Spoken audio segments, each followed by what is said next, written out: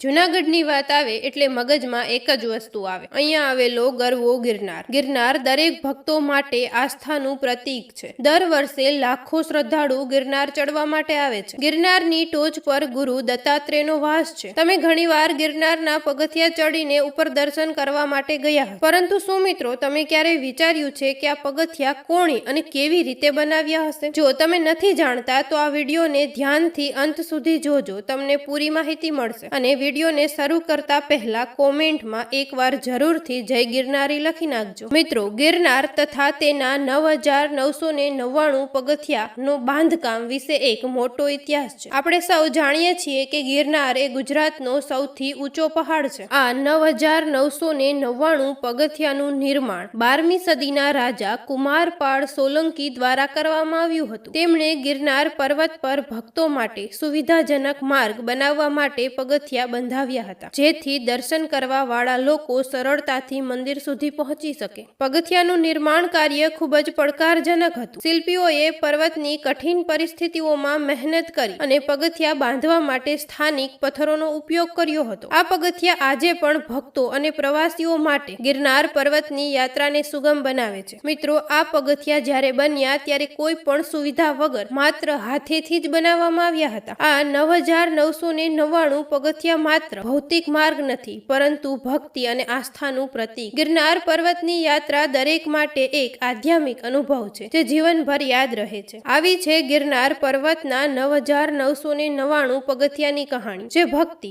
શિલ્પકલા અને માનવ મહેનતનું અનોખું ઉદાહરણ છે. આપણે સૌએ ગિરનાર પર્વતના આ વારસા પર ગર્વ લેવો જોઈએ. તમે ક્યારેય ગયા છો ગિરનારનો પર્વત ચડવા માટે? કોમેન્ટમાં કહેજો. આ વિડીયો જોવા માટે આભાર. વધુ રસપ્રદ માહિતી માટે અમારી ચેનલને સબસ્ક્રાઇબ કરો અને વિડીયો ગમ્યો હોય તો લાઈક પણ કરી દેજો.